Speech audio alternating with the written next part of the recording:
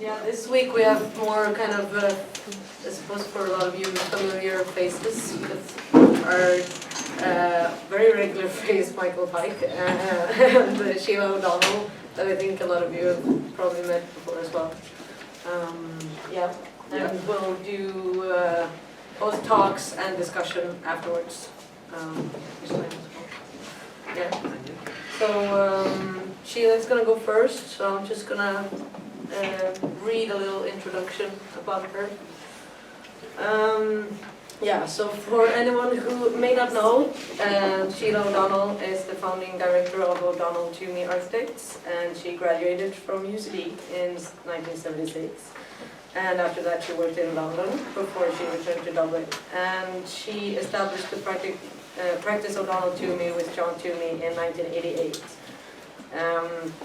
She was a lecturer in architectural design in UCD since 1981 and a professor since 2016, having recently retired from the school along with John Toomey.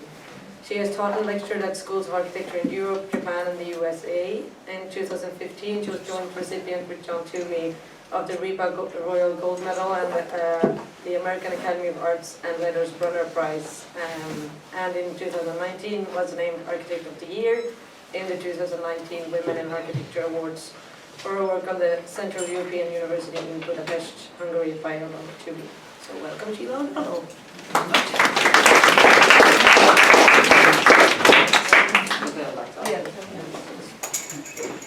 Okay, well, I'm going to talk, I understand that you're working on one of the Magdalene Laundry buildings in Dublin, and I'm going to talk about two projects that we've worked on in what you might call savage institutions of 19th century Ireland.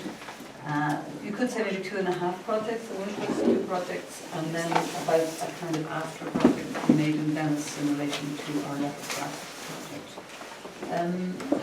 And around the same time, sometime towards the end of the 20th century, we were invited separately onto 2 projects like this, and I think Lettercraft was first, or it was around the same time as UCC. We were shortlisted for a project for University College Cork, where they had just bought this building on the north side of the river, the Good Shepherd Convent.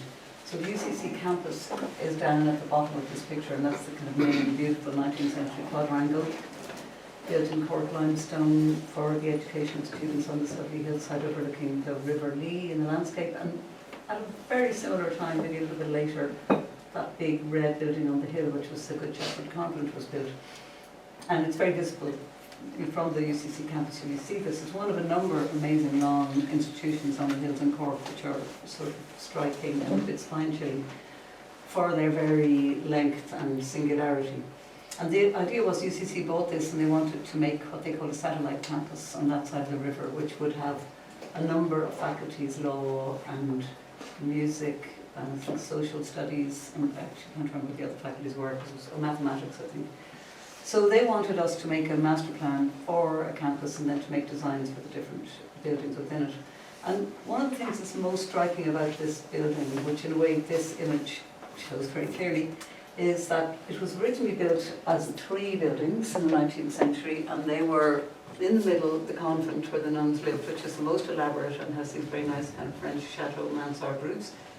On this side is the orphanage, and on that side is the laundry and the room, the accommodation where the women who were housed in this institution lived. So it was built as 3 buildings.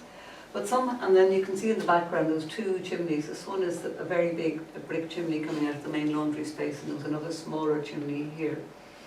And then over the years, into the early 20th century, they added bits to it, which meant that effectively they built into the gaps between the buildings. So by the time we came to look at this, I think it's 165 metre long frontage of building.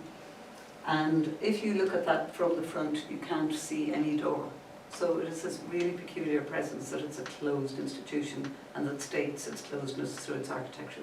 Because the doors were, you went kind of around the side to get into the doors of the buildings.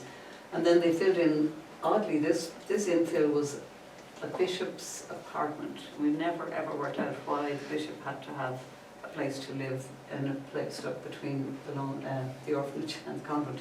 It just seemed peculiar. And and I think the other was probably some kind of service rooms.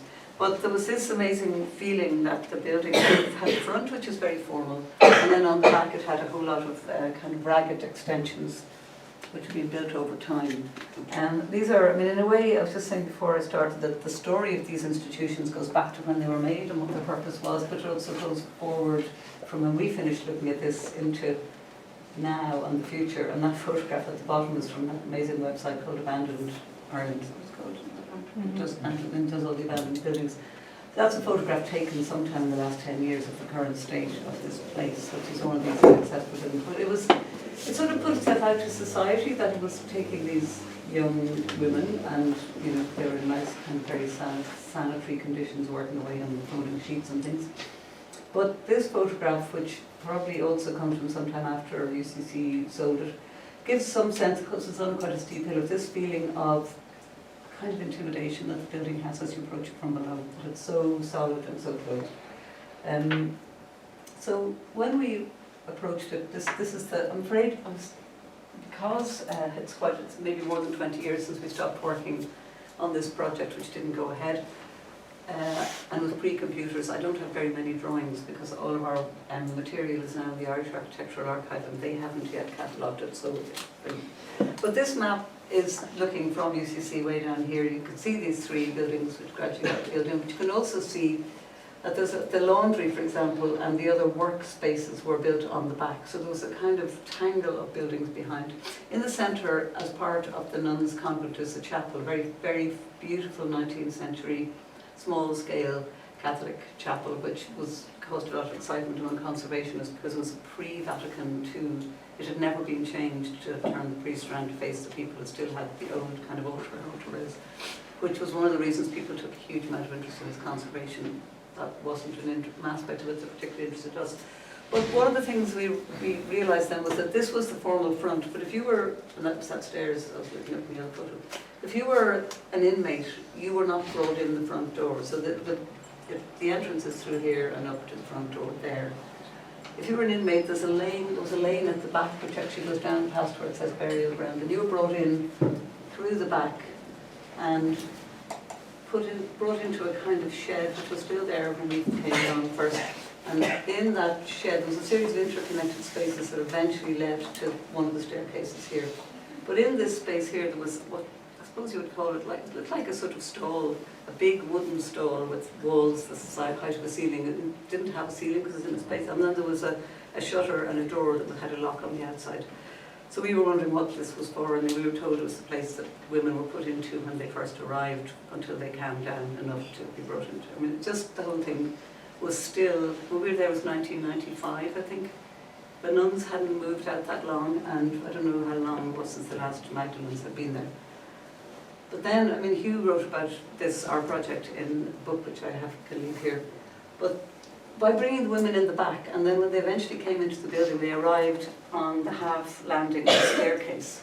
So from the moment you arrived, you were brought into a building which you could have no understanding of its natural order, because you weren't brought in the door with the hole and the stairs. You didn't really understand its layout. You were just brought in, and it felt almost like there was an intentional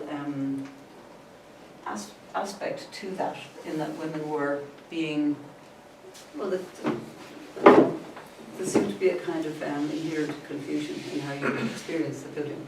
So this is one of the few things I could find, which is a kind of sketch about thinking about what the first moves would be, and kind of analysis really of the site, very crude as you can see. So this was about the view from UCC campus, which could have been views right to the back of the site, which are obstructed by the 1950s bishops' apartments and this other building which was bathrooms and infill stuff.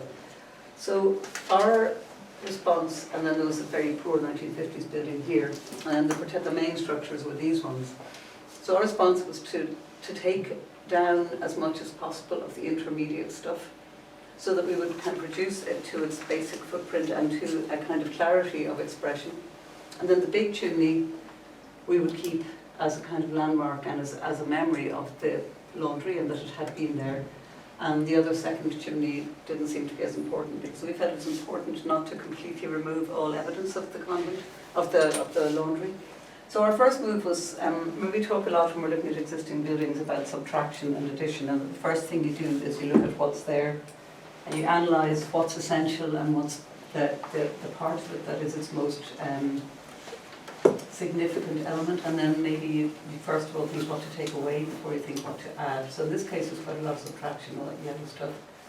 And then so this drawing is that story. This drawing is to say that at the top is the buildings as we found them, which was the mid 19th century buildings, the infills between them, the chimneys, the sheds, the stuff that goes right back up to the back of the site. So our first move was to take away everything except these three buildings and the chimney, and then to try to think about it as a building for 21st century education of young people, which would be very different from the 19th century oppression of young people, is to use the gaps between the buildings as ways into spaces, or that other buildings would be set back behind, and then we would build behind the existing buildings new accommodation. I think at this end was for, like, this is a music school, and this end was law and the library.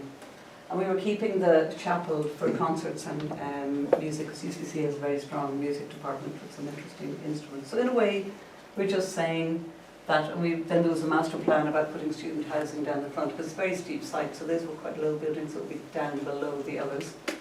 And that we would make a new point of entry here onto a kind of new terrace, like a sort of plaza, under which are the music practice rooms because of the slope on the site. And then that it's always about not trying to make ways through, and that you could walk right to the back and along, and more student housing down at the end. So what I'm showing you, I don't have any detailed drawings of the actual interventions we're making in the existing building, except to say that we're trying to in a sense, bring them back to the simplicity that they would have had, and then to connect other new things through to them. So the law, this was the cut through one of the gaps showing the new entrance to the law department, and the law library, which has bridges back in, with the chimney, which was standing in the middle of a new space, a kind of landscape space. And that is a section modelled through that same space. So there's the library is under the garden with a lot of roof lights, and then it extends up into the two side wings, and the chimney is seen through this roof light, or from, you can walk on that landscaped terrace there. We're trying to use the step on the site and keep rooms that fit into the size of the existing building to use the dimensions of the building for that. And then down the other end where the music department is, the music practice rooms, as I said, were built in to the slope of the hill, so they faced out down into the gardens, and then on their roof is this arrival terrace, which leads into a new forum, open space underneath it, and a room for concerts above. And again, just using the old building for teaching rooms that were the right size to fit into it. So I think what we were trying to do in this case was just to sort of bring it back to a kind of orderly list that it might have. I mean, one of the things that we discuss a lot, I remember when we were doing this, talking to Hugh about this project and Letter Frack, is about, you know, whether the buildings are guilty, or what the role of the building is in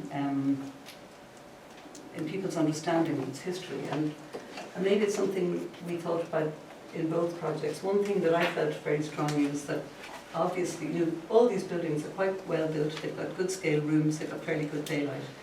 So in a sense, it's how do you transform them so that they feel like they have future use into the future, which is positive and has a kind of beauty and enriches people's lives, rather than forever reminding you of something that was bad about the building. And one thing I think that I felt very strongly was sometimes it's the internal linings. Certainly in Letter Frack, it was all covered in this kind of dark brown boarding, which was on the walls and the wainscoting of the stairs, and in the boys' dormitories and the ceilings. And there was a kind of feeling that those materials had almost absorbed the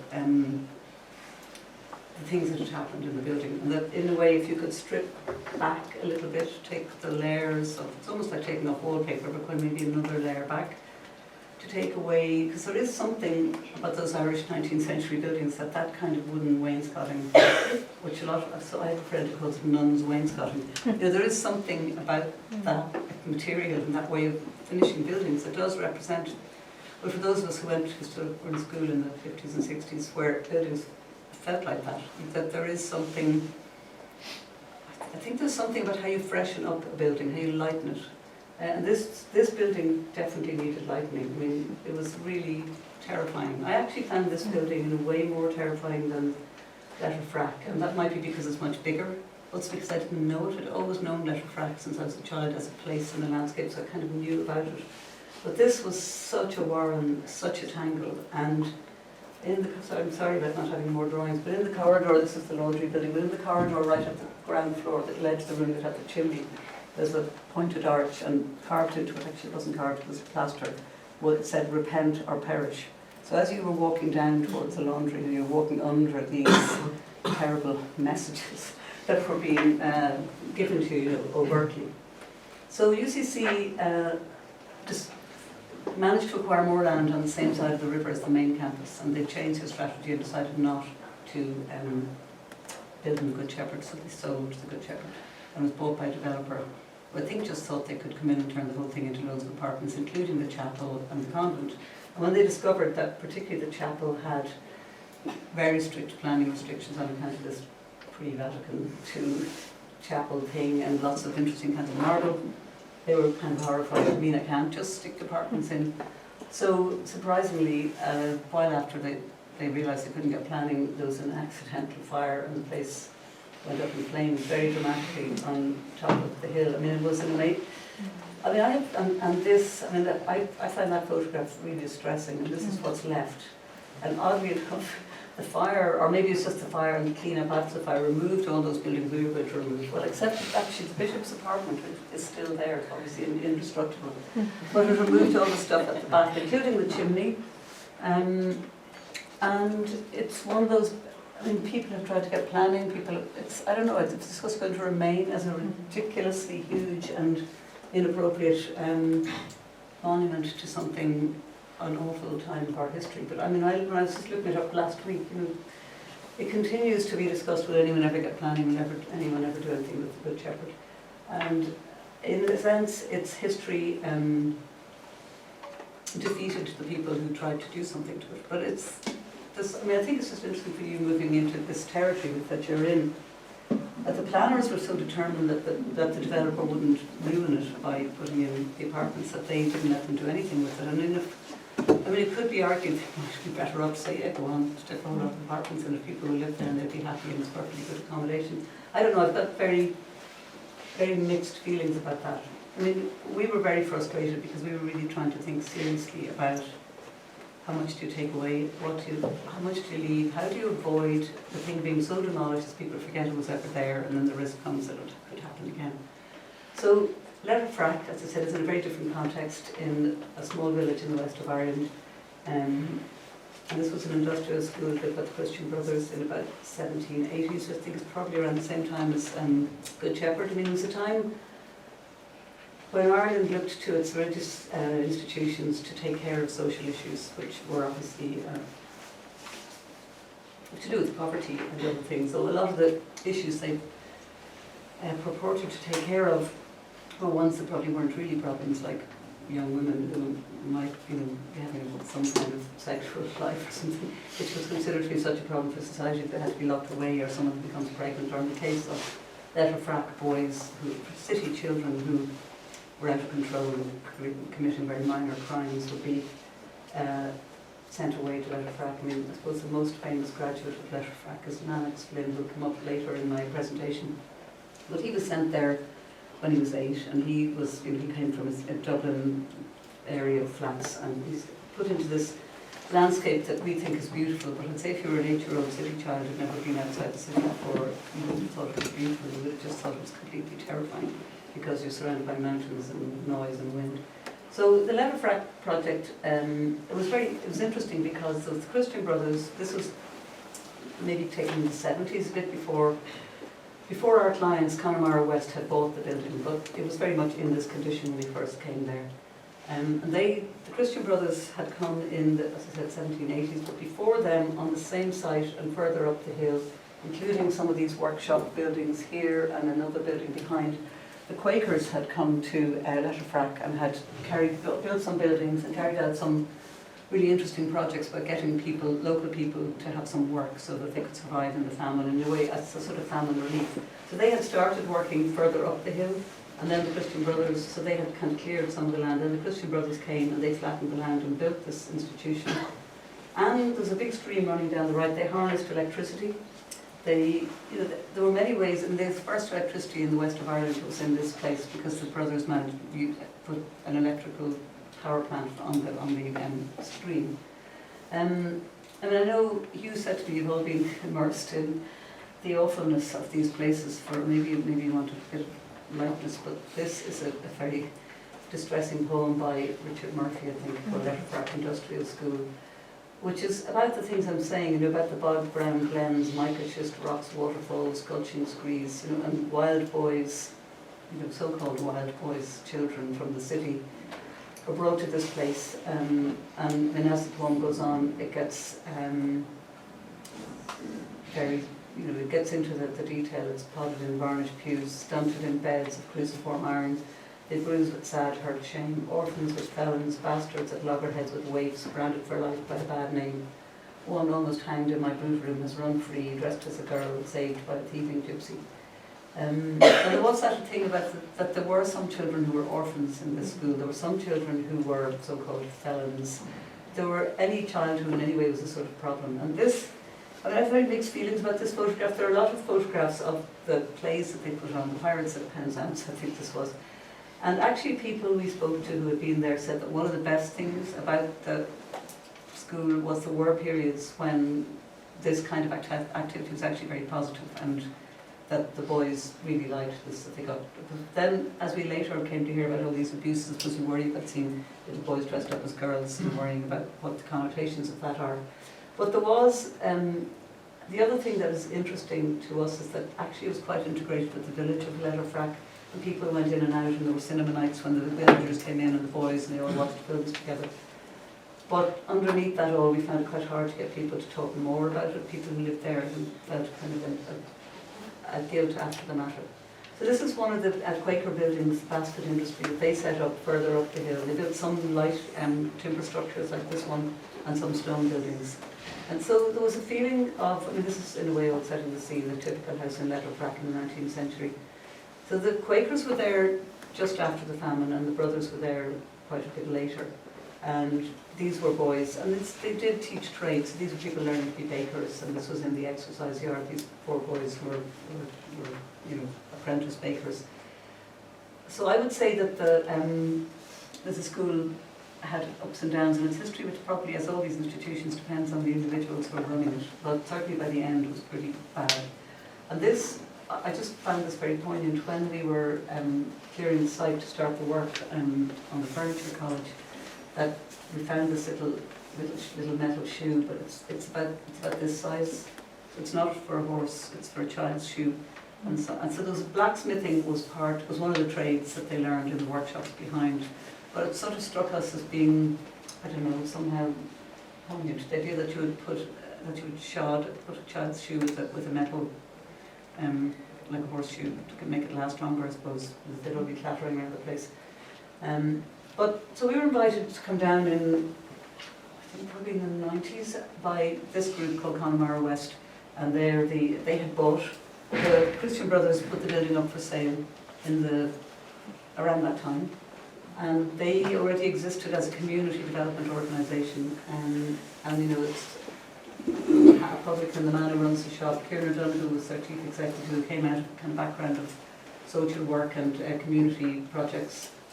I became building foreman, a sheep farmer, a woman who runs the gift shop, an insurance man, maybe a housewife and someone else. So they really were people from everybody in the community, and when the building went on sale, they just thought, bloody hell, it's in our village, it's everybody, the name of our village is associated with that institution, we have to buy it and we have to turn it into something completely different. So they bought it without knowing what they'd do with it, and then every Monday night for about 3 years they had a meeting in the one room where they could light a fire and warm it up, just to think about what will we do. They'd already built holiday cottages in Tully Cross, and they had lots of other projects going. And someone suggested that there was some youth reach projects about learning woodwork. So they brought in youth speech, but they also invited wooden people doing timber sculptures to come and have some symposia and annual kind of workshops there. And through that, and through people coming and staying on the site in the old brothers' rooms and building sculptures and structures in the grounds, they became more and more convinced that something to do with wood and education was what they wanted to do. So they got the so they had a youth training program for early school leavers, but they also got involved with Galway Mayo Institute of Technology and set up the Letterpratt Furniture College, which in a way was very much set up by the community. And they brought in people from Denmark and other places to teach. So now they had a purpose for the building and they wanted an architect to extend it or to convert it. And we went down to look at it before the interview, and this was a sketch that we were just sitting. There's a pub, this is the institution here, and there's a pub over here, Belden. It's actually one of the men in the photograph was Peter Belden. So we were sitting looking at the window at this institution thinking, what do you do? What would we do with it? And we're thinking of this amazing mountain, Diamond Hill in the background. The Quakers' buildings were up the hill, the brothers were down here. And we thought that the history of the site was that people always moved down the hill closer and closer to the village. So we thought that what you would do with the Furniture College was to continue to move down, and you would make workshops and new buildings in front of the building so that its new use would be evident to the village, that we would not knock down the building, but we would knock down some of its wings, and we would remove the porch, which you may not have noticed is absolutely tiny, but you'll see it really in a minute. So instead of having a porch which again had a door not in the front but the side and had a cross on top of it, and sort of symbolised the centrality of the institution, we thought we'd just put a hole in the building and bring people in and try and make a kind of more like a campus. And in a way that drawing, which is very rough, because John drew it in his notebook and then I started colouring it in with these pastels I had, and he got kind of annoyed that I was spoiling this nice drawing. But I think the sense of the material quality and the sense of the hill and its presence was really important. So this is, so this is the porch. So one of the main things, in fact in the end we said if they had asked us, oh, we have no money, what would you do? And we said get rid of the porch. Because there's something, so the door is around there, it's because of wind I'm sure, but it's got the same thing as the Good Shepherd, that you can, and then there's a straight route straight up to that, and you go in that door, and then the grey buildings with their these windows, which are quite big, but the windowsills, as in all institutions from that period, are about at this height, which actually our office in town, which is a schoolhouse built at the same time, also has that. So the second thing we said was get rid of the porch and drop the windowsills. So this was the first sketch, saying that we wanted to open it up to this. This is actually an analysis of what's there, which is this very strong axiality of just coming in straight up the middle into this courtyard. And the ground floor plan of the industrial school was that it kind of wrapped its way around these yards. Sorry, this is out of focus. The bathrooms and toilets and showers are here, which is in a kind of shed in the concrete yard. So they were effectively outdoors and only had cold water, so the kids came out and went in there to have their showers, and probably that's where a lot of the meetings and stuff happened. But at the back on this lane is the workshops, which were built separately. So our proposal was to get rid of the toilets, get rid of that wing over there, and then to use this part and to set up a set of new spaces in that direction. And it's very much again about the subtraction and addition. So we were saying instead of the concrete exercise yard, this has become a garden with trees and seats and gravel and grass, and that there's a new library built in the corner of the garden with the cafe on the ground floor, which opens into the garden, replacing the wash house. And then there's an existing building here, which is actually a village hall, which we kept, and then at the end of that we built a small structure, which is the radio station, because the brief was not just for the Furniture College, it was for the community development offices, for a local radio station. The library was to be also a public library for the whole village, and there were other sort of business facilities, people could come in and do copying and typing and stuff. So then what we're proposing is the big workshops for machine works, because they were setting up as a really high quality, top of the range furniture college. So they have very high aspirations about equipment and materials. So actually not all of this was built expandable, because it's a timber structure. We decided that the new buildings would be built using timber because the whole ethos of the new school was about the craft of making things in timber, about furniture and timber structures. So our new workshops are made in timber, and they're built as an expandable system. So in fact they built just about this much of this one, this much of this one, but the idea is that they could be expanded by getting more trusses. And then we have a little hand workshop and lecture rooms tucked into the corner, and then that ties into the old building. So in fact, instead of putting the entrance in the middle where the porch was, we took one of the two side wings and we made a big new entrance here. And so that becomes the middle of the scheme between the new buildings and the old. And then we thought about landscaped gardens and some parking on this side as well. And then we changed, this seemed very important somehow, that we changed the entrance from an axial up to the front door to make a sweeping road here, which also picks up, which is also part of our project, a shed down here on the lower ground, which is farmers co-op, where they sell, you know, animal feed and fence posts and stuff. So it was such an interesting brief because of it being part of a local cooperative that it had stuff to do with serving farmers and serving the radio stations. So we're trying, and that's also how the delivery trucks come down with the timber to deliver them underneath. And I suppose the other thing is about moving down the hill, is that the hill is coming this way and it's coming that way. And the cheapest and simplest way for us to build was to build these new structures for the machine halls, which are mostly timber, but they're on concrete legs which go into the boggy ground, and then there's a raised concrete slab above the ground, so it doesn't touch the ground and it didn't have to have a DPM. And then the timber structures come up to that. So in a way, it's the buildings are kind of putting their feet on the ground on this side, and they're sitting down into the landscape, and there's open space underneath for storage. And then the the hand workshop has a little sawtooth roof, and these are the big machine halls on the sides. But so the project really was in a number of phases, and the first phase was to build the new buildings while they just kept occupying the old stuff. And for us, the work to the old buildings was as important, if not more important, which was to do with opening up a new entrance here with a double height hall, to open the windowsill of every window down to seat height, so we were putting a window seat into each room. And then on this side, that the windows opened right down to the ground to make them like doors that would open out to the garden. But oddly, so they built the first stage of they built the workshops, which is this is the concrete structure above the ground with space for storing timber underneath. And then this timber structure, which takes its form, which is to do with getting north light into the big workshops, but it's also, the shape of it is sort of in response to the shape of the trees in the west of Ireland, all of which are bent over with the wind, so it's not symmetrical, it's kind of bending into the wind, which gets you bits of light in through the cracks and a view from the workbench down. It also, in a way, turns the buildings towards the old buildings that are here, so they kind of have a front on this side and they come down to the ground on that side. So those machine halls and the hand workshop were built, but the work that so this you can see here, the new entrance we're proposing. This is where the windows were dropping down below their existing level, in that case making a little bay window.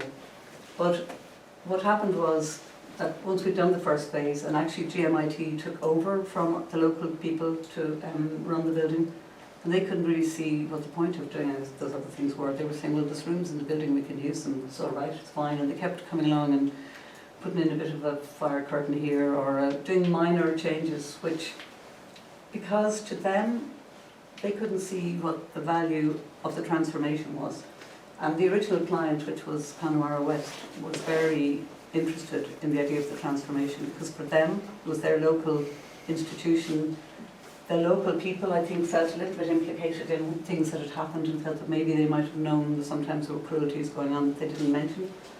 So they really wanted to do the transformation. And you can just see in this photo on the model here that all these doors were coming down, so that you could walk out into the garden on one side, or that in your office you could have a window seat and look out at the landscape. I'll finish up in a minute, but one interesting thing was when we said to the people who were working in the buildings, they're already working there when we came along, and we said, well, you know, one of the things that really worries me about this building is that you can't see out, but that also means other people can't see in. And I think that was intentional, you know, and maybe it isn't even actually intentional, but it seems symbolic that those sort of buildings were built in such a way that nobody could see in. So the people inside felt they could do what they liked. The people in there said, what do you mean we can't see out? And I said, well, you know the way you can't see out the window. You can see the sky, but you can't see anything else. And they said, no, I don't think you're right. And I said, well, you're standing in the corridor. I said, well, it's good.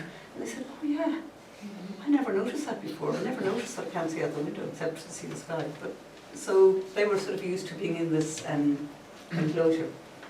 So when we came to make the new buildings, we were using, this is our green oak, which is the cladding on the, which could be removed if they're extending the buildings. And then there's the concrete, and then the softwood timber structure inside. I mean, a thing I didn't mention was this is the chimney for the new boiler house. It might come up. So I'm just going to go back a minute. Yeah, back to that. So the old house had two chimneys here and here, and so we felt when we were trying to extend in this direction to make, so that space is facing back, and this new, which is in a way the new front space of the school, faces out to the city, or to the village. But this chimney, which is the boiler house chimney, the way the rhythm of that was determined, it's on the same line as those other chimneys, and it's the distance between those two is the same. Just look at here, but I think it is the same as the distance to that one. So we were setting up the new chimney in a way, trying to take hints from the rhythm of the old building to make that chimney, which then becomes a kind of symbol of the new high-tech, in a way, industrial process that happens in there. And then the timber structures worked. It's a fantastic engineer, Chris Southwood's really interested in timber structure. We made these really simple joints that have varying numbers of pieces of wood held together by steel at the joints. So it's softwood, it's not kind of big timber, it's a kind of composite structure. One amazing thing in terms of the sort of social significance, when we were building this, because of the way the whole concrete base was cast with these very beautifully made concrete haunches on the floor. And then the timber trusses were brought, a bit like a barn raising, so the trusses were all brought on site. But the contractor who made the timber trusses was English, because we couldn't find anyone in Ireland to do it. So the local people, I think, remember when we went down to the site visit, people saying this is really amazing for us, because Paddy Kane on the board had been a foreman all his life in London and then eventually came back to live here. And so he'd worked on the buildings in London, and he said for us in Connemara to be looking out the window at this huge building going up in our village and hearing all these English accents on the building site was like an amazing turnaround from the normalities that everyone from that village would have emigrated to England and been the people on the building sites. So I think there's an awful lot about the making of things and the community around whom these things are that are probably very important. And we were lucky that our client had this sense of being integrated in every aspect of life in and around Letterprack and that whole part of Connemara. So we were always, every conversation was about every aspect of life in the neighbourhood. And in a sense, I think the reason why the changes to the old building didn't go ahead was because it was taken over by GMIT, who I'm sure are perfectly well intentioned, but it's a big institution, Galway May Institute of Technology. It's not based there. This is just what they think is one of their outlying buildings, and their priority would be nothing to do with any of those social issues. So it became more of a furniture college and less of a community development project, which I think it was when we first started. So this is the library, which we thought was being like a sort of box of books, a two-storey wooden box on top of a concrete base. And in the library there's a high-level window that just captures the view of, and it's lined in plywood, and it's a timber structure on the upper levels, and looks out to the mountain. And then we have these linking blocks with stairs which look out to the old buildings where you turn the corner between old and new. And then these big sheds really, which in a way are about describing the kind of material quality of what goes on in the place. And this is taken from the monastery, which is now a hostel, which the Quakers built, which is looking down across the roofscape towards the sea. That it is, in a way, we thought of it also as being like a collection of buildings that fits in with the kind of traditional way of building in the west of Ireland, while being also kind of at a bigger scale. And the material of the wall is, we used to sand a kind of very red sand, which is from local quarries. In fact, we ended up getting it from Cork because we couldn't get it here. But at the time I was making these paintings of the mountains and of the stones, and we were really trying to think of the building as being, so those are the mountains, and then the stones that I was picking up on the beaches are exactly the same colours. We were trying to think of our building being made out of the kind of matter that is the landscape. So our aim was to get a render that would be like the colour that's in the stones, so the building would in a way kind of disappear. So it's no colour, there's no paint, it's just sand that makes it that colour. And it's much more faded now, but in a way maybe it's more like, that's probably more what it's like. So we're trying to make that as the wood wears, it sort of becomes to look like the mountain, and the render has a feeling of being like the stones. this photograph I'm just pause on because the things that at the time, basically we finished working after this amount of the two sheds. I mean, this shed should eventually have got much longer, and so should that one. But so you can see they never did the work here. So what they did instead, which I really hate, was they painted the building in this kind of cheerful colour, kind of yellowy colour with red around the windows, and to try and make it look, you know, cheerful.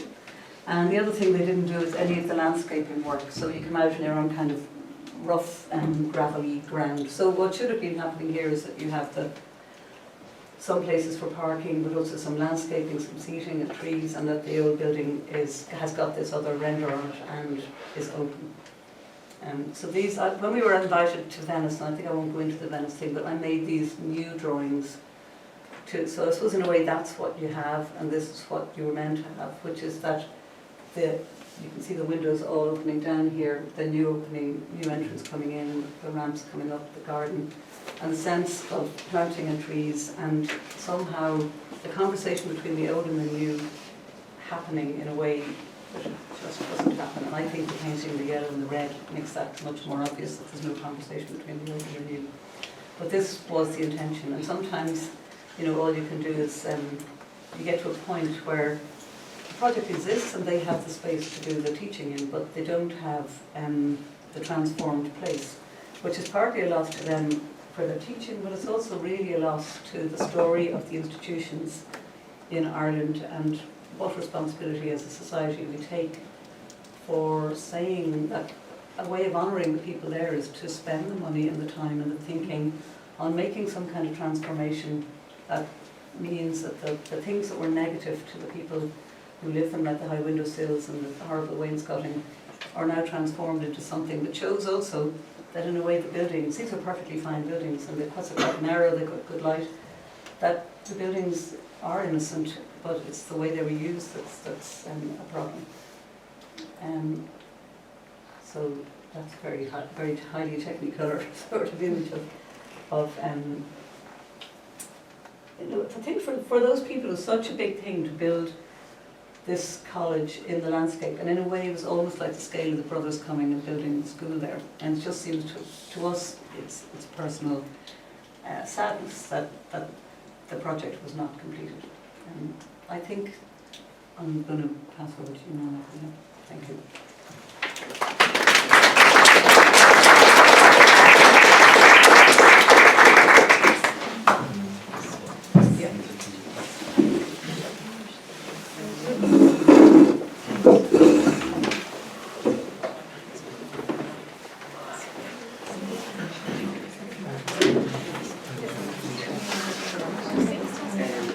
Thank you very much, Sheila. As is customary, we always give an introduction to our speakers. We're all familiar with Michael, but he's still, lovely introductions.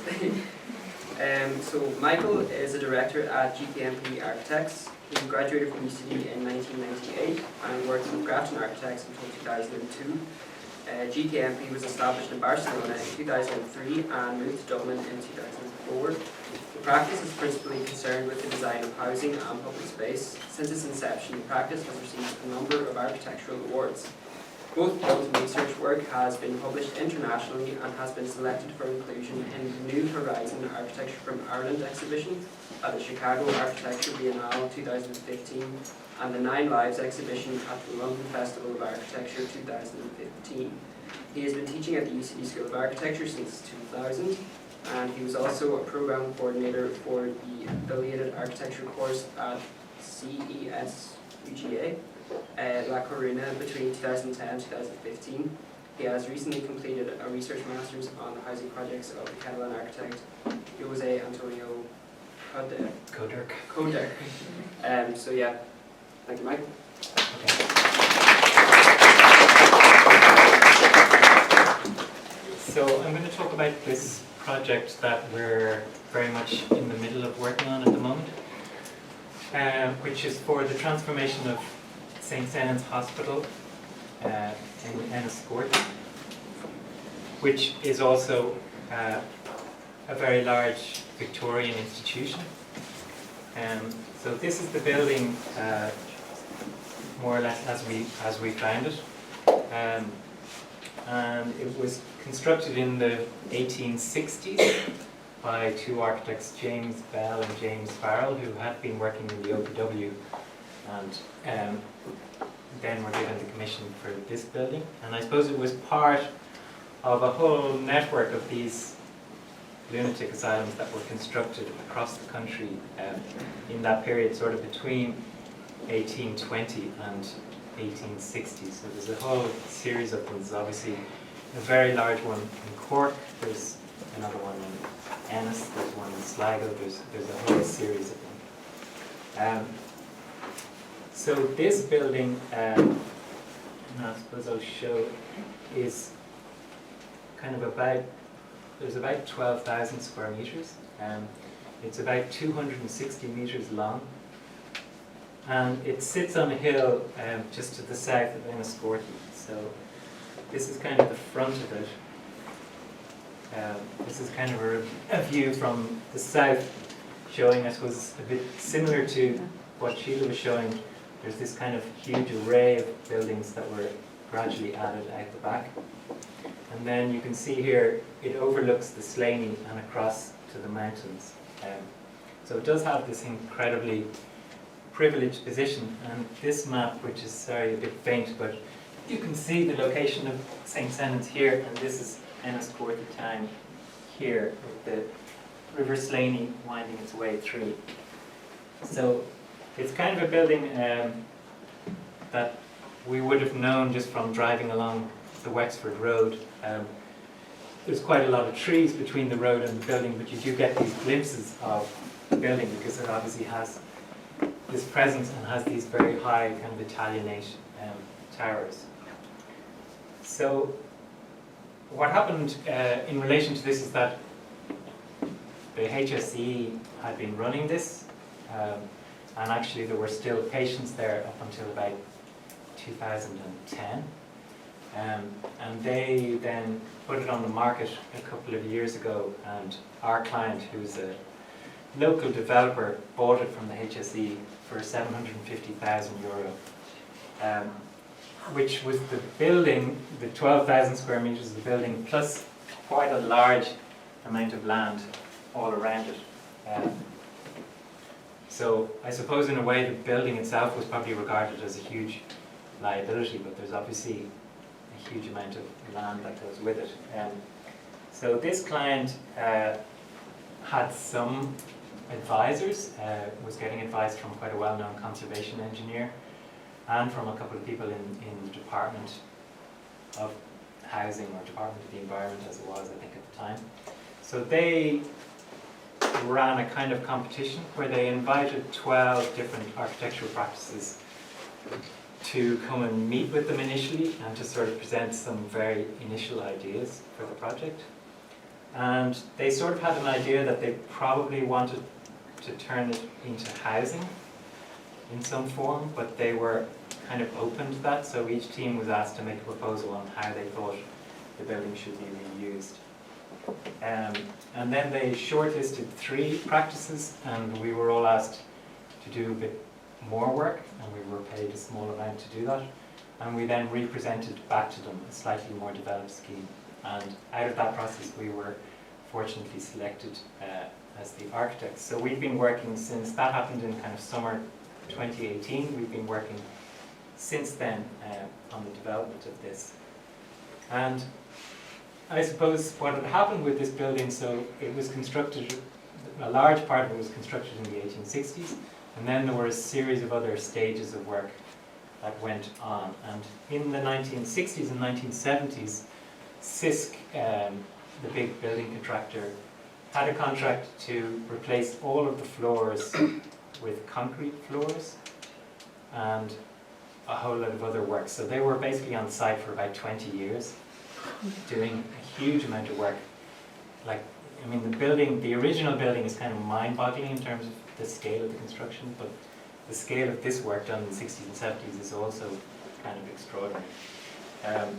And I suppose the fact that they've done that and made all these concrete floors makes actually our job an awful lot easier, because it resolves a lot of issues to do with fire and acoustics, etc.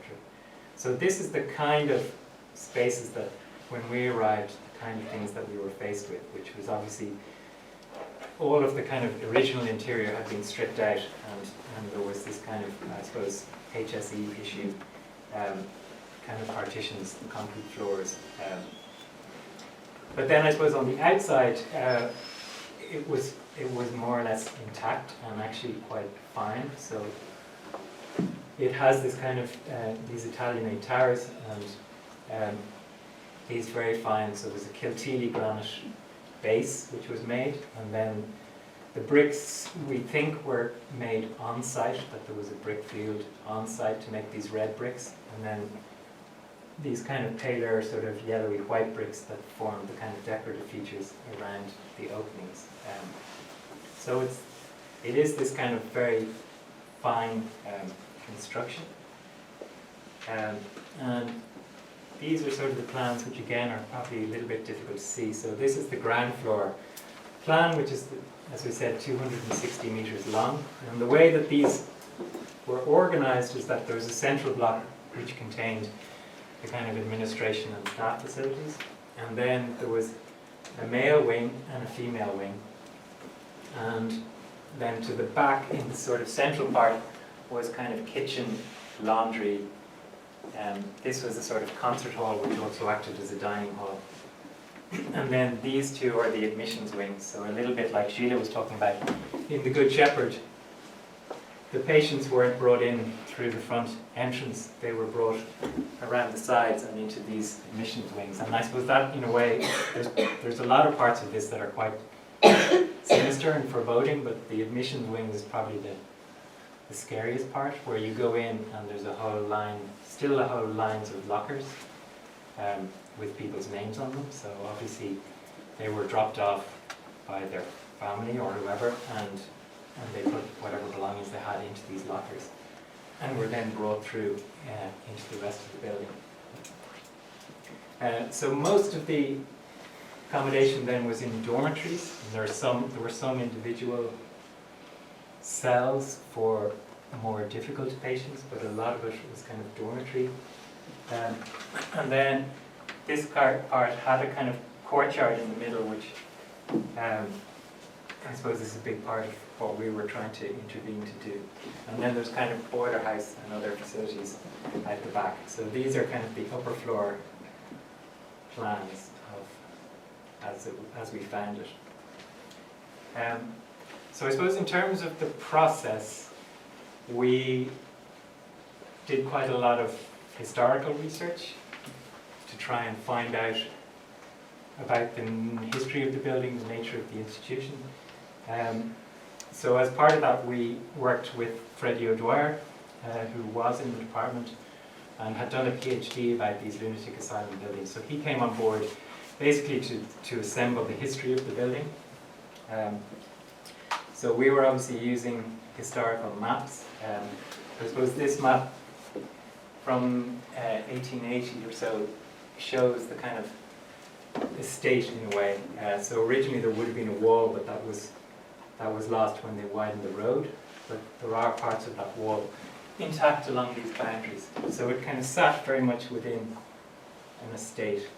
And this is a photo, we didn't actually have a date for it, but I suppose in a way it shows how kind of imposing this was on the skyline. And then we were using, so I suppose Freddie was consulting a whole series of archives and assembling information. So he was using valuation maps.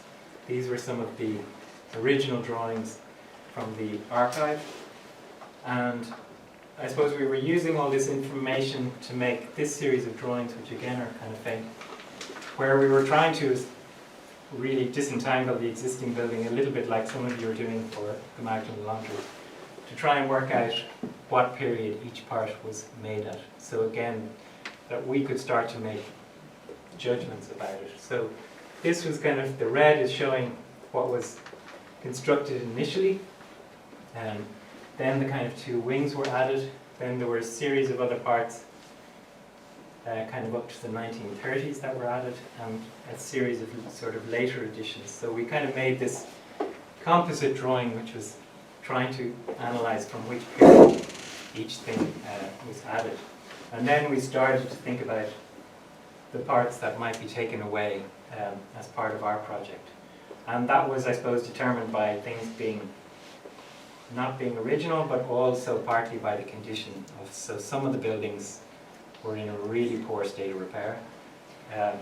And so we had to make judgments about what could be saved and what couldn't. So we then came up with a strategy, which I suppose we initially presented at that interview, but which we sort of developed. And we wrote a very short statement of approach, which I'm just going to read, which in a way was us setting out what we thought the principles of this thing could be. And actually it's been quite valuable because we've sort of, as we've developed the project, we've kind of gone back to this. So there were 5 points that we made. The first was make good use of what exists. We would be attentive to what already exists, to the buildings, trees and external surfaces found on the site, with the intention of reanimating and exploiting their latent potential. Through a persistent focus on all that exists, we would aim to promote a new way of looking, free of preconceived ideas. Our goal is precision, delicacy, amiability and attentiveness. The second is make the world as a garden. We would be sensitive to the particular context of the site. We would aim to create proximity between the dwellings and amenities. At all times we would seek to exploit the benefits of well-organised outdoor spaces, recognising that gardens and views all contribute greatly to our environmental quality. The third is promote freedom of use. We would aim to make spaces that are flexible and adaptable, that facilitate use in different ways and that can change over time. Many apartments have spaces with highly defined functions and with furniture integrated, implying a single way of living in them. By minimizing circulation, removing non-structural partitions and increasing transparency, we would endeavour to create ample spaces for diverse lives. The fourth is aim for positive simplification. Our approach would be to economize on space, materials and installations through the search for efficient ways to retune the existing building. We would be attentive to the energy performance of the building. We would aspire to being generous, giving more, facilitating use and simplifying life. And the fifth is prioritize the pleasure of living. The quality of life and of the spaces should be the project's main parameter. Our emphasis would be on the people rather than the construction and technical systems, creating solutions that are less conventional and more adapted to context. We would aim to design dwellings that have more space, more light, and more generosity in the interior. Sorry. There it is. So I suppose we wrote that and we presented that to our clients at that interview. And so I'm just going to quickly sort of talk a little bit about what the strategy is. So I suppose we obviously wanted to keep the main buildings intact and to reuse them primarily for housing. There are then a series of other facilities that support that. So the intention at the moment is that this would be what's called a kind of later living development. So it's aimed at a kind of older generation, and so there are a series of apartments, and then there are other facilities like gym, community room, a restaurant, a swimming pool, and some other kind of, there's some medical facilities and things like that. So I suppose the main building is for the apartments, and then within the kind of central block some of those other facilities happen, and then in some of the individual buildings that we're keeping to the back. I suppose the other big move that happens is that on the site there's quite a slope. So this is kind of the back where there's an existing chimney, and this is the front going down to the Slaney on this side. So between this kind of back, there's an access road here at the moment. Between that and this, there's more or less a story difference. So our strategy was that the main parking and access would happen at this back road, because we wanted to keep cars away from the front and try and landscape that. So we were proposing that we'd make a new circulation system where there would be a series of bridges that would bring you across from this level, and you would enter that first floor in the existing building. And then I suppose so this is the kind of plan with us beginning to sketch in what dwellings might become. So these these are these access routes, kind of new circulation system. And I suppose one of the first things we were thinking about was, in order to try and deinstitutionalize this place, that we would try and remove all the corridors. So a big part of the kind of feeling you get from the building is, you're constantly going down these really long corridors from one end to the other. So we kind of wanted to cut that circulation so that, in a way, each of these would become entrances and would become a kind of suite of apartments with its own hallway, and that you wouldn't be moving along the length of the building. So effectively this operates as one. This is a kind of new, and I suppose we were using the existing staircases as much as possible as the kind of mode of circulation within that. So this is the kind of overall strategy where you begin to see how apartments are made. And I suppose, in a way, one of the things about this building is that tied into the kind of thinking about these buildings at the time, actually they were designed to be quite open to the landscape, so the windows are quite big, and that was all considered very much part of the therapy aspect of these buildings, that they would have this feeling of that there was light, that there was air, and all of that was considered an important part. And I suppose the other thing that was interesting about them was that these kind of very long linear plans were quite deliberate, again as part of the strategy. So they had this idea that a lot of mental illness was caused through what they called vitiated air or stale air. So there was a genuine belief, which lasted kind of up until the 1880s or so, that courtyards contributed to madness, basically. And that by making a very long linear plan, you would have this constant circulation of air. So a lot of the building, the design of building, is about this thing of movement of air, with the result that we have this quite shallow plan, which actually potentially makes very nice apartments. So that's kind of what we were working with. So I suppose this is showing a sort of detail of that, of how one of those pieces would work, where you enter off the bridge or at ground level into a generous hallway, and then access a series of quite large apartments, and then you use the existing stair, which is in one of the towers at this location. And then at this time we were thinking that we'd add a lift externally, but now we've actually decided to put the lifts within the envelope of the building. So this was kind of a model studying one of those types with the access bridge connection here, and a range of apartments around that stair tower. And then I suppose a large part, so this is a kind of sketch axonometric of the building, a large part of the project then is really about the remodeling of this and the making of a garden at the back of the building. So taking away a certain amount of those buildings, keeping some of them that we've sort of decided are in poor condition but were original. We're thinking of taking them down to kind of maybe a metre height, so take the walls down so that you get the footprint of the building, and they become other kinds of gardens. So it's really about making this kind of semi-private garden, which acts between the parking and road, which is here, and the main building.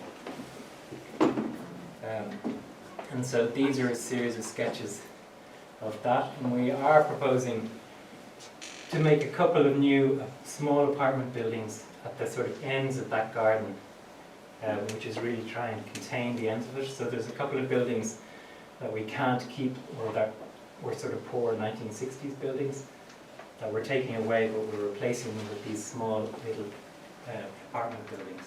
So these are kind of views looking at different sides of it.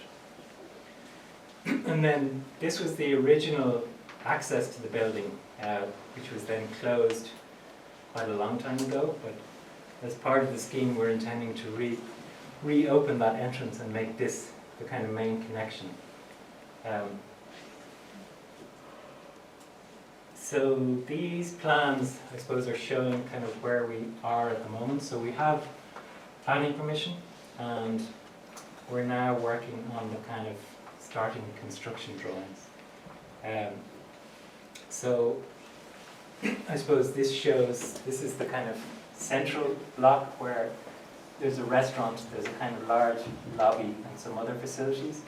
And then we're trying to reopen that courtyard and make a garden within that courtyard that in a way becomes the centerpiece of the scheme.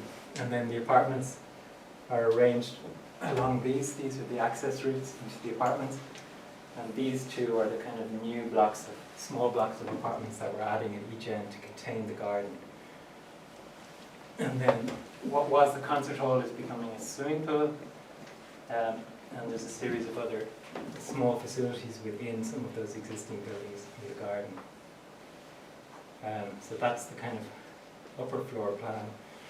So we're trying to keep this central space and make a kind of oyster space garden where the circulation moves around it. So the other thing just to say is that the intention is that all the circulation is not insulated, and in some cases is covered but open. So this circulation system within this area is all open to that courtyard. And then in other areas it is enclosed within the building but isn't insulated. So the insulation happens within each apartment. And then I suppose we're doing small amounts of work to the exterior. So this is the front elevation, and this piece in particular had been done in the 1960s, and so we're looking at different versions of how to restore that, or not exactly, we're going to reconstruct it, but make a kind of contemporary version of what it would be originally. And then we're making a small, so again there's a sort of 1940s piece at the back which is quite poor, and we're talking about recladding that. So that's the one piece, and that becomes the kind of new entrance because the walkway comes in at this height and then connects through into the courtyard. So I suppose they're the kind of biggest interventions that we're making on the outside. And then where there were a series of fire escapes, we're going to take those down and make some balconies in those locations. But otherwise, the balconies will happen as kind of winter gardens within the form. And this is the kind of development of the design of that garden landscape at the back. So this is kind of the idea of that, making that garden and connecting across and through that building into the central courtyard as this kind of main entrance of the scheme. So this is kind of what the courtyard looks like at the moment, and our plan is to kind of make it into a garden. So this is the sort of section through that central block where this is the walkway arriving. There's a double height space which you come through, and then this is the courtyard garden here. And then this is this new piece of the facade that we're remaking at this point. So we're kind of just at the stage now of sort of looking in more detail at the construction and fabric. So we're making these kinds of drawings of just what the existing condition is. So it's this extraordinary kind of 650mm thick wall, which is made from a kind of quartz rubble and then faced in brick. And then in the 1960s and 70s, CISC had put this very thick sand and cement render on the inside. And then these are sash windows, which are, again, replacements of what had originally been there, but I think are fairly true to the original design. So that's the kind of fabric we're working with, and we're just sort of beginning to make these kinds of drawings, which is about thinking about how to insulate that and how to kind of deal with those existing conditions.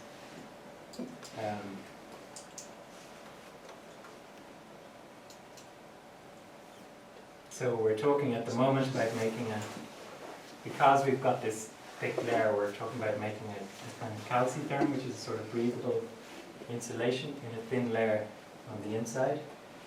And then we're talking about raising the floor by one step across the building. So the plan is to raise the floor to make an underfloor heating system and to deal with services, but also that suddenly you'll be slightly higher in relation to the sills, so it'll just help to increase that feeling openness across the building. So that's kind of what the strategy is at the moment.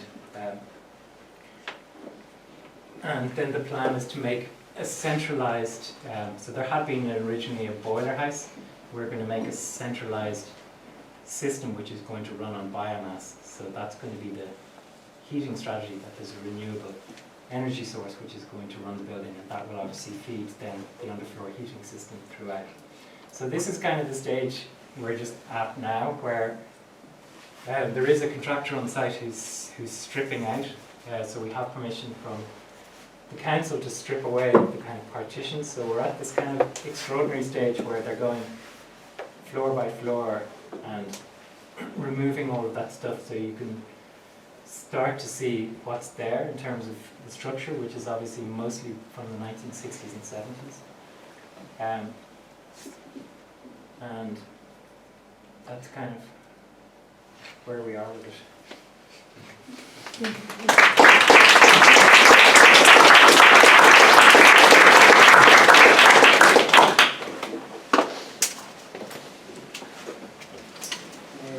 Thank you. Any questions?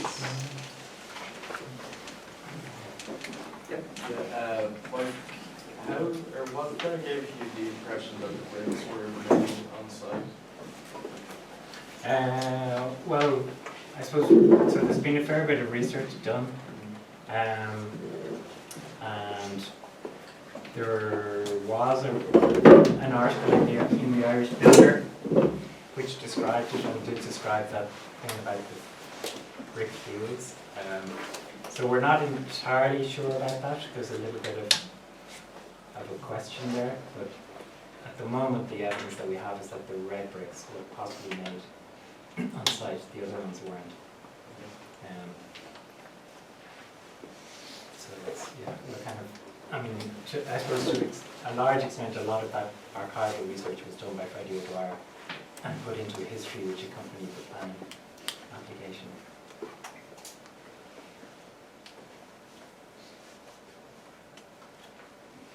I have two questions. The towers, do you know what use they have? Yeah, so the towers originally were the water towers. Okay. So they all contain water tanks at the top. They were also, again according to Freddie O'Dwyer, they were part of the ventilation strategy for the building. So there is this kind of elaborate description of air being taken out of the dormitories and up those towers. And it's hard to imagine that that could ever have worked, but that was definitely part of the strategy. And then the towers also contain the staircases, apart from the one at the front. So we're reusing all of those stairs.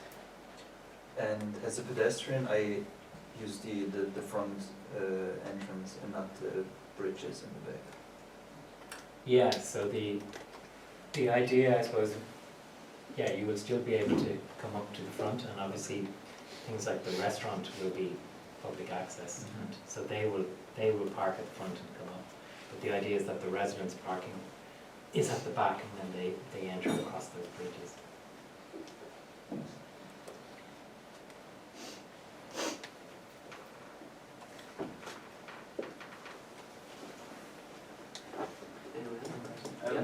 Why did the developers choose to spend their money on that building, on a historic building? I mean, it kind of relates to Sheila's point about the community having that willingness to develop it for a certain reason. Why, what was their motivation? They're from the town, and they aren't, I mean, I call them developers, but they aren't really developers in the sense that they've never done anything remotely like this before. So effectively, our client is a local businessman who's actually in the fertilizer business. But they're from the town, and they are very passionate about this building, and about the idea of trying to reuse it. So I think that's what brought them to it initially. Now there is a so we have done a kind of outline master plan for the rest of the site, and the plan is that over time they will build other housing at the back. But I suppose they've been told initially by Wexford County Council that they have to sort out the front building first before they consider giving them planning permission for the next. So I think in the long term they can hopefully turn some kind of profit out of it. I assume they've done their figures on that. But I think it is genuinely born out of a kind of passion for this building and seeing it back in use.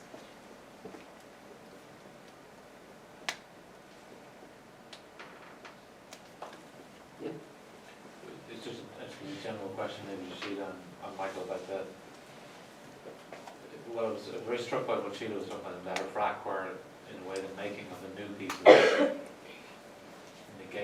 notionally negated the need to deal with the existing fabric, at least in the minds of those managing it. And whether, and yet on the other hand, the existing fabric is seen as being the thing that has value. I'm thinking of Michael's. So like that balance between and how you continue to keep people involved in the discussion about the existing as opposed to the new, because there is a temptation to not deal with the existing. Absolutely. I mean, I suppose in Letterfrack, the accommodation that we built in the new buildings, like the big machine halls, were rooms of a scale that the old building couldn't have accommodated. So they're much bigger in plan, and the old building couldn't have had those. And even the hand workshop with which is a clear span with the sawtooth roof. So, whereas there's lots of accommodation that a college needs, which is just kind of average sized rooms for staff and offices. And I mean, I think in Letterfrack, it was the unfortunate change of client control, as well as, and then the feeling that the institution, that it really, what was so striking when we first went there was this project had come about through local people spending a lot of time thinking, first of all, well, because obviously that, say, Letterfrack would be a typical village where everyone was emigrating, there was nothing for young people. Old people in houses were feeling insecure because people were being attacked and there was crime at night. And there was an amazing feeling that in the first years of the college, that you go into the pub in Letterfrack and it's full of young people, and all the houses around the village that old people had would have maybe a few students in living with them as their lodgers, or they're renting rooms to them. So it sort of changed the social dynamic of the place. But it's probably also that the people move on, and the people in the committee, although a lot of those people are still there, and it's there relatively recently, and quite a few of them are still there, but it needs the commitment. And I suppose Mike was talking about the same thing, that these people in Enniscorthy care about that building, and I just felt really strongly that, and I think some people in Letterfrack probably feel it, that instead of being an amazing project to crowd the community, that what do we need? We need a railway station, a radio station, we need a place for people to come in and work, we need a public library, we need all these things. Children's creche, I didn't even mention, the got built later, and I mean, which we designed up to planning, and then they took it over. But all the things that they wanted that were part of their community aspiration, and it was, it was the case. People would come in to get a bit of typing done, and they'd find that they went up to the library, or that there was not an overlap, or they'd look at an exhibition of the students' work. I think that, well, there's one thing is kind of meanness and laziness, which is to say that, well, we can use these rooms, so why would we bother changing them? And actually the people in the institution just simply couldn't even begin to understand why you'd want to lower the windowsill of a room when you didn't have to. So they had no connection back to the institution and the significance of that institution in Letterfrack, but the people who live there do feel that connection. But again, maybe even that generation of people who feel the connection is probably dying out. But I think it's interesting that you're looking at this building in Dublin. But I don't know if any of those really repressive institutions from the 19th century has been taken over and transformed in a way that both recognises and remembers what happened there, but also moves way on from it. And that moving on is so important. Again, there were people who thought what you should do in Letterfrack is knock the building down. And I think we were there once when a man got off a bus, American accent, and started shouting and screaming and waving his hands at the building, and why is this building still here, knock it down. and he had been an inmate as a child and then had emigrated to America. This is his first time back, and he just thought, you know, this was before any work had happened, he just thought, take it away. But then talking, say, to Mannix Flynn and others, they felt there was a real danger in that as well, just, you know, smoothing the ground over and planting a few trees isn't going to, it doesn't help. And it is part of our history, and I think there's an interest in it. But I think it would be really interesting. I don't even know if any of the workhouses have been, I mean, I know in Callan little bits of the workhouse have been taken over, but then that's been so divided by bits being knocked down and wall, it's sort of, you don't feel that sense of transformation. Well, maybe it's not important. I think it is important. No, it's just But that when maybe you the- were speaking about it, I had the sense that what needs, it's the kind of urgency of dropping the windows is a harder need to articulate Yeah. than the need for a Yeah. certain span of space. For Yeah. machines, it just doesn't have the same, It doesn't have the same cachet. It doesn't have the same. and you can so it very easily gets shaken out of a project. Yeah, that's where, I mean, I think that architecture really needs good clients, and that's where having people who want to do something, which sounds like Michael has in Scorpio, which we did in the beginning, having that frack. Things don't happen unless somebody really wants them to happen, unless there's a sort of a drive, a sense of imperative and an intention of something happening. So it would have needed someone to make the argument for beyond the practical argument for those things to happen. Or that it might be about a certain treatment that you're scraping away on a layer, Yeah, which is not specific to any single function or room or schedule of accommodation. It's not like you can point to it and say, that's what we're doing the memorializing over there. yeah, exactly. You know, it's just, throughout. it's a way of treating, that's what we felt. You just take the building in a way, you know, it's like a skeleton or skull more like, because of the hole. So it's like it's this strong structure that's there, and you can take quite a lot away without, and still is these walls and these windows and this roof, and you can lower the windows without interfering with the structural stability of anything. And then the building in a way becomes sort of neutralised enough to take on a new life. But it needs for society to think it's important. For it to happen, because it won't, because everything costs money. And I suppose what happens in institutions, and UCD probably to a large extent the same, is that suddenly we're running a new course next semester, we need a room for it. So GMIT will come in and say, oh yeah, look, we could type off that bit at the end of that building, yeah, that'd be fine. And they don't look at any plan that was ever done for the whole building, they don't think of it in terms of a master plan. Some buildings officer, just new to the job, just comes in and puts a fire door in and a bit of new lino and maybe, if you're unlucky, PVC windows, but maybe not. I don't think they did that in that regard.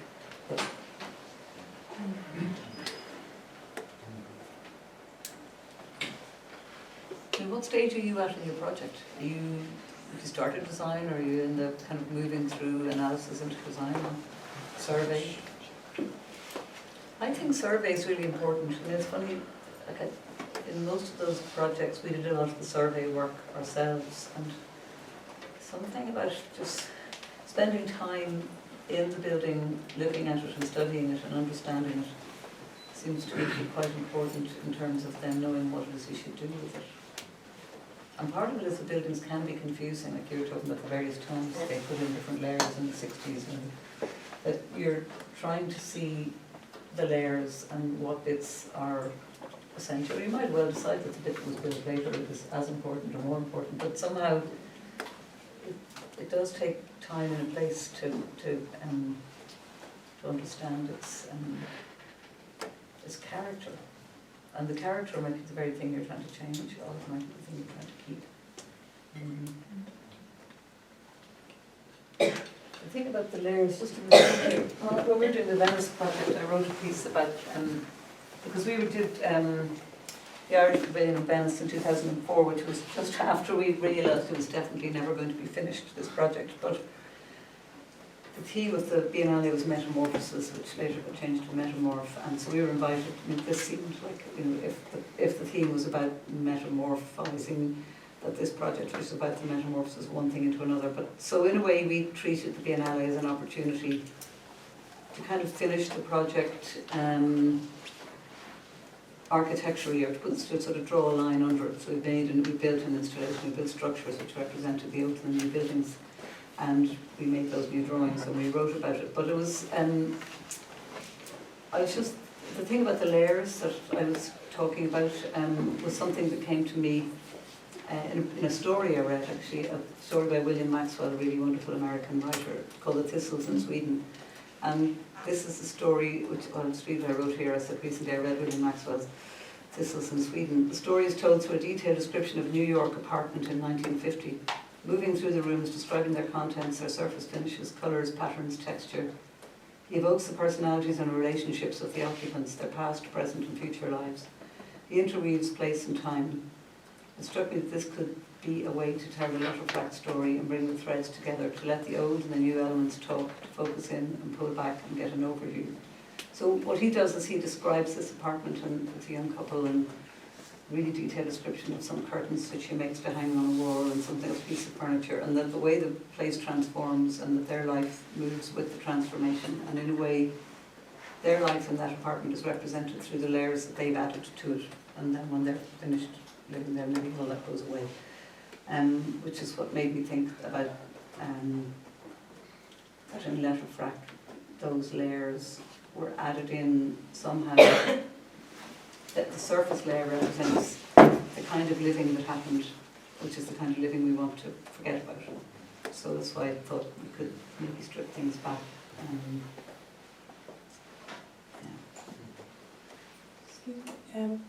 Sorry, Sheila, I have a question for you. So, just following up immediately on what you've said there, we want to forget about things as we want to metamorphise.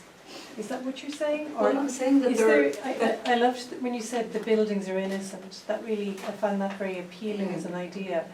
But do we also want to, and I'm not sure, do we also want to have the buildings as a way for us to touch that dark heritage?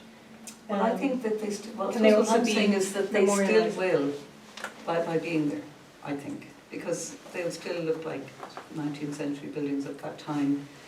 That's why in each case, like in the case of the Good Shepherd, we had hoped that by keeping the chimney, which was clearly a laundry chimney, that would be a chimney like a landmark, a nice beautiful piece of brickwork, but would also be a chimney that had served this laundry. I think that you have to change something. So that's where, in struggling to think what you can change without wiping it all out, because to me, the character, when I went around letterfract, just the feeling of those dormitories with brown, dark brown stained boarding on the ceilings, and it's just so sad, and so it was impossible in a way for me to separate something about the atmosphere of those rooms from the things that had happened, and that those children were imprisoned there. And I felt that you needed to let the air, well, I think the thing about the windows, you needed to let the air through them. I mean, just following on the thing about the story, I said the coat of green paint, with determinedly cheerful red details, only served to emphasise the forbidding character of the structure, with its symmetrical gables topped with crosses and the mean little entrance porch, confirming its central axiality. Upper floor drawing studios, because the students were already in there before we did any work. The upper floor drawing studios held memories of former use, dormitories with brown stained boarding behind beamy trusses. The high ceilings of the ground floor rooms seemed to have pulled the windows up with them, so that they hung on the walls above eye level, preventing views out or in, containing and enclosing the occupants. And I just, well, maybe the thing about that, well, I think both things. I think it's about air and light and freshness, and that thing about the windows containing the people really seemed to me, maybe that was the one thing I really wish they would have done, so that the building would have a different relationship with the world outside. But our office is in a schoolroom, which has those kind of windows, but we have one window that's right down at floor level, which whereas we have a coffee table and everybody sits there and looks out the window at the street going by. And the one window actually in this case is enough. But I don't know, I think that was my thought, that taking away those sort of the Christian Brothers boarding, It's a funny thing about the building is innocent, but buildings do hold memories as well. I don't know what that means really, except that you experience it. I don't know whether you only experience it through your own psychological interpretation of something. Like when I see Repent or Perish on the wall in the Good Shepherd convent, you know, you get a total shiver. And then we went into the laundry and there were still piles of washing powder in the corners and old wooden ironing boards, and they just... I'm sorry that all the photographs of that building are not there, but I mean, there was an amazing room with a flat lay-light roof light, which is where the women embroidered and made vestments for priests. And later when we were exploring the building, we found above that was a flat glass ceiling, so it was under a pitched roof, and we eventually managed to get into the space above it because the first hole was locked. So there was a glass ceiling in the middle you couldn't walk on, there was a little railing, and all around the side, in the low part, just where the roof came down, there was little stalls, and there was straw-filled mattresses in all of those stalls. So that door was locked from the outside, and there was one basement. So we thought the women were sleeping in an attic on top of the room with the glass ceiling where they were embroidering the beautiful vestments for the priests. And just, I don't know, the symbolic sense of how the building was used. You have to be aware of it, I think, and then you have to also shake it off and say, well, the building is innocent. It's a building. Did you think of keeping Repent or Perish, or did you want to take that layer off?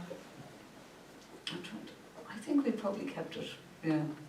I'm sure it's gone now. It was, yeah. I think specific things like that are one message, but it's where the whole building embodies something that might suggest,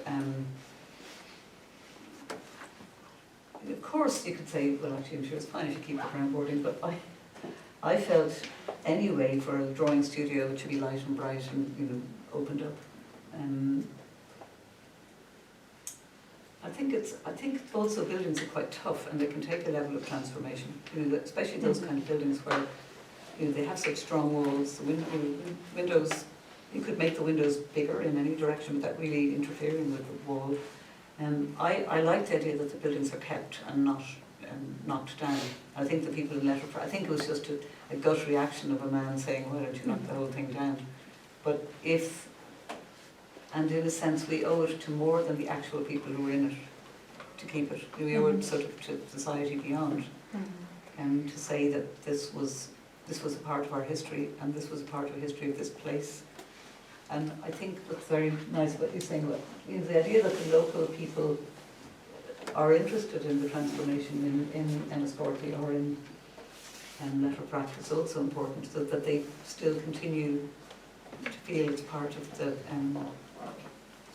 description of what the place is. I mean, I think for Letterford, actually, for them, now it's known as a furniture college. So, and it was, say, when I was a child, well, actually it was still in use when I was a child, so you go past and the railings and the gate was still there, and you knew that it was really scary. If you go on your summer holidays in Connemara and suddenly you pass this big grey building and you know there's kids in there who are younger than you.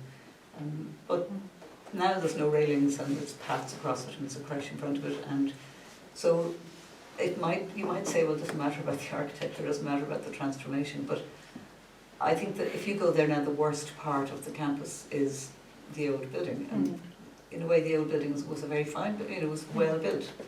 It shouldn't be the worst part.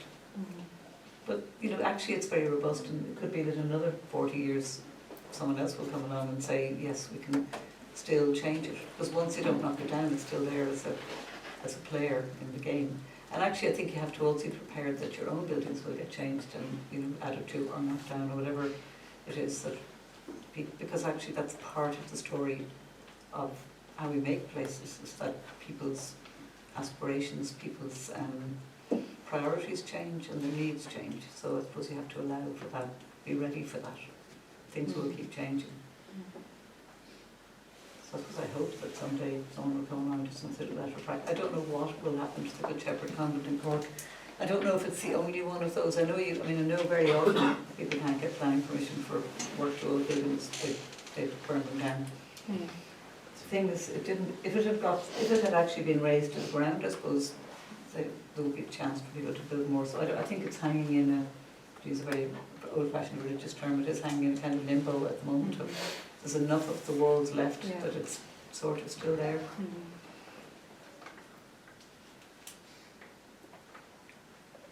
The building you're working on was only, it was in use until very recently, is that right? So it never was a ruin, it was never abandoned? No. No, I mean, the HSE had a presence there right up until 2017. I think the last patients were there until 2010, 2011.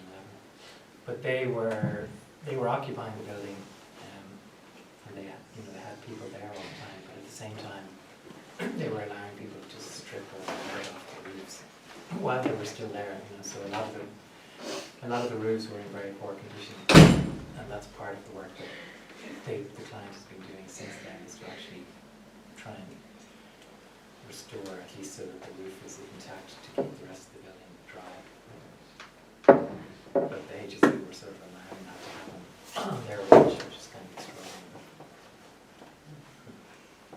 Could I ask, Michael, just because you ended with drawings of kind of layers of construction, and thinking about what would you say, configuration of those, and you began the strategy, and actually the strategy was kind of close in a way to the Good Shepherd strategy of making more transparent, making more porous. Were you thinking from that scale in, or was it like from strategic sense of the overall body, so to speak, and then gradually in towards the detailed character, if you want, or could one imagine that one is working in both directions at once? I mean, I know projects tend to proceed in a certain direction, but Yeah, no, I mean, I think that, obviously, I suppose that was trying to show something of the order of the process, but obviously right from the beginning we had been thinking about those things, about how do you deal with the existing fabric, and so those discussions have been going on, but I suppose we're just at a stage now of trying to, partly because it's now all been uncovered a bit more, and now we're trying to make more detailed studies of how, and obviously decisions have to be made. But I suppose we sort of saw it all as very much part of the same strategy, which was to really try to look very closely at what exists and try to use that, so. I mean, our kind of feeling about the project was always that we would just try to make the best use of the building, and then the intervention was really about just making a new circulation strategy for the building.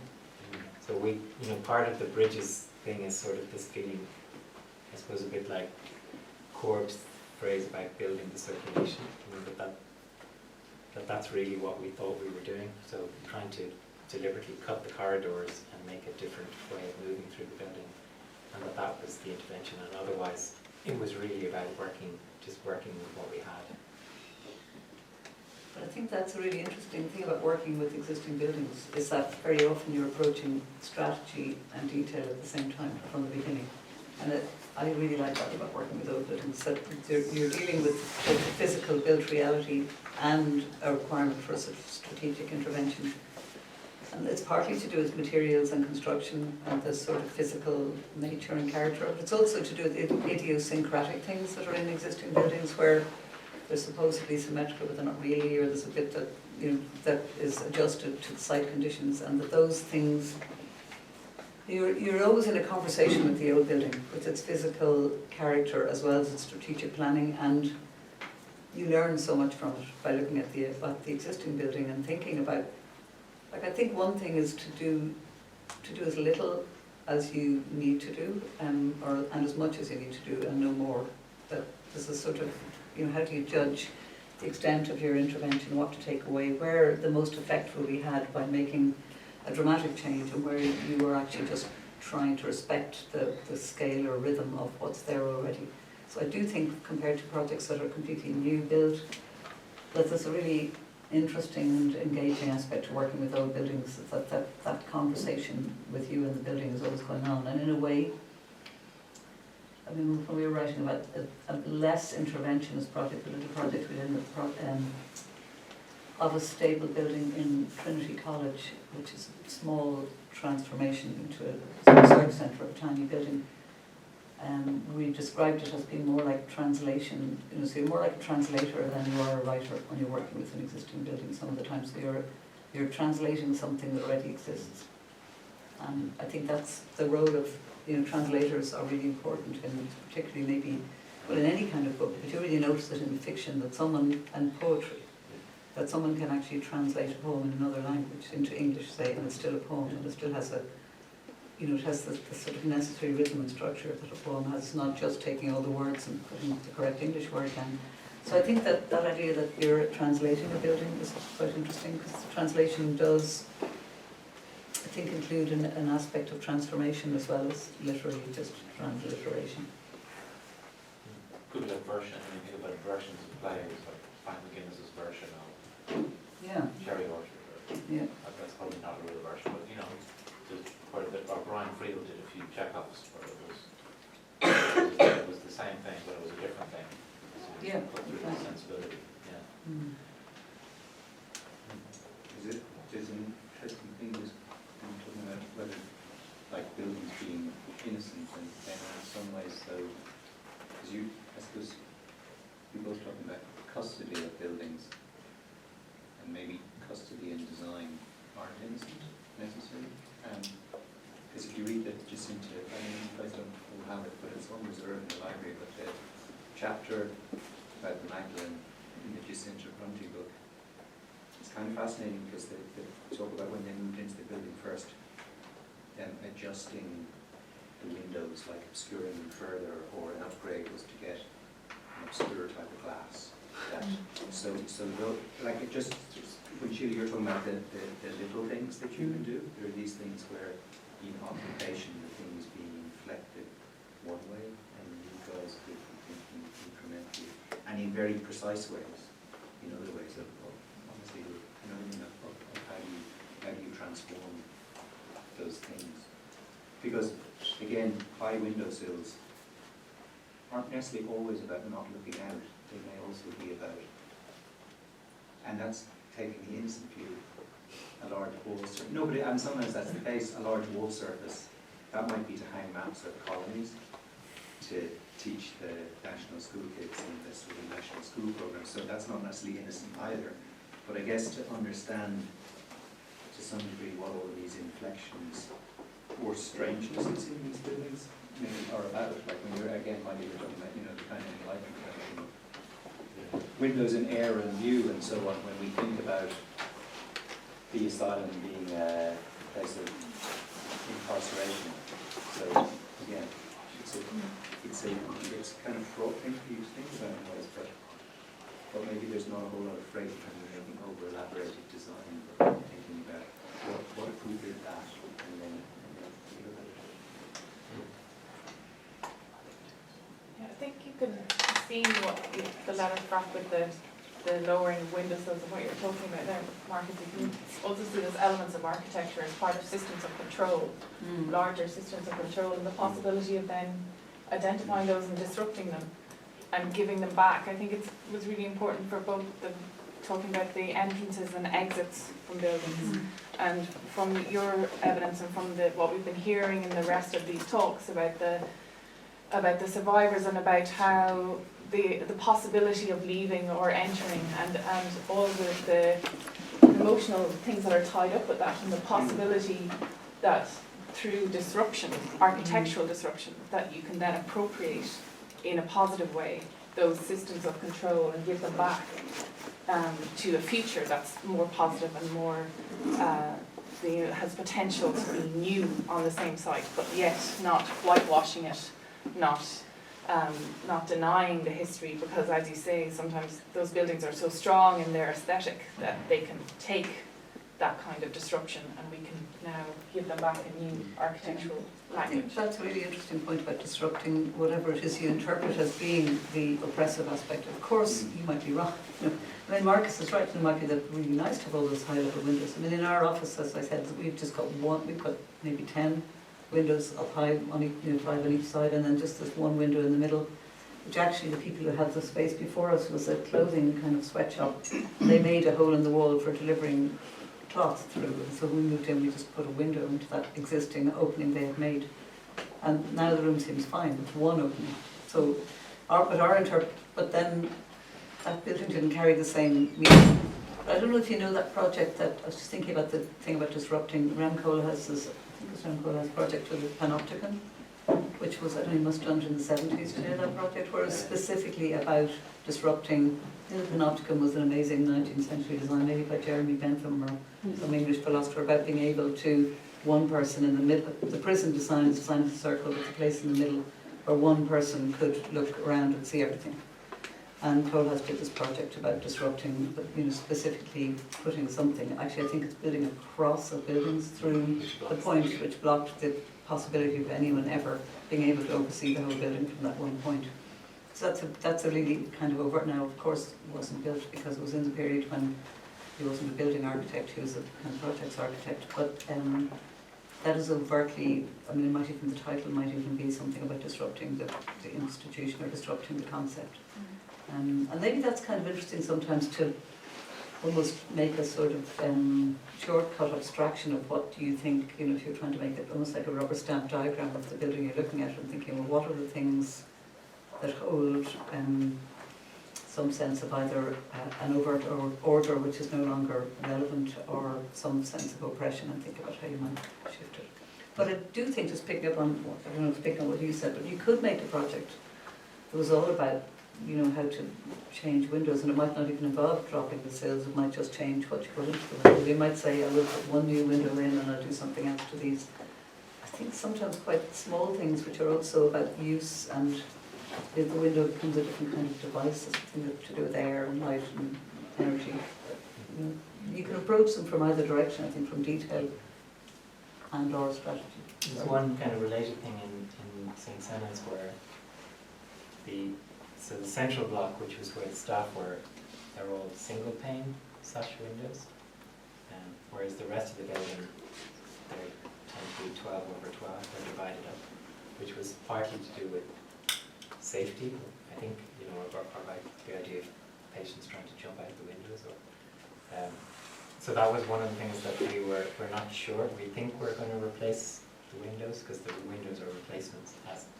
So we were going to change it all to single pane, which seems like a small thing, but actually when you're there, there's quite a big difference in that feeling of openness that you get from one pane of glass versus 12. So it's kind of it's a tiny move, but maybe it has quite a big effect.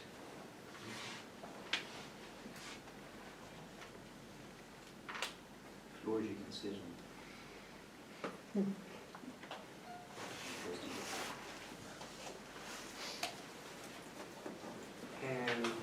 We can maybe wrap it up there if there's no other comments or questions.